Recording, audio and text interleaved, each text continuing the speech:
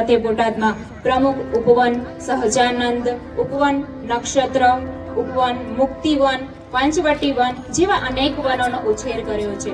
આમ બોટાદના વાતાવરણને શુદ્ધ હવા પૂરી પાડવામાં મદદ કરેલ છે. બોટાદની ધરતીને નવપલ્લવિત કરીને પર્યાવરણ બચાવવાના પ્રયાસો રૂપે આ સૃષ્ટિના સમસ્ત જીવાત્માઓના કલ્યાણના હેતુસર મિશન ગ્રીન બોટાદ એ હરિયાળીના આ ઉમદા સેવા યજ્ઞમાં જોડાયેલ છે. આ સંસ્થા દ્વારા કરવામાં આવેલ વૃક્ષદાન, વૃક્ષારોપણ તથા વૃક્ષ જતનના ઉત્તમ કાર્ય થકી પર્યાવરણનું રક્ષણ થશે અને આવનારી પેઢીને શુદ્ધ ઓક્સિજન મળી શકશે.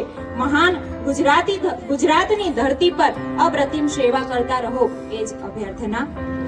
જીનિયસ ઇન્ટરનેશનલ સ્કૂલ આ પ્રસંગે આ સંસ્થાનું સન્માન કરતા હર્ષની લાગણી અનુભવે છે. તો આ મિશન ગ્રીન બોટાદના મુખ્ય સદસ્યને હું અહીંયા સ્ટેજ ઉપર આમંત્રિત કરીશ અને તેમને થેન્ક્સ કહેવા માટે નિર્મળાબા આવશે.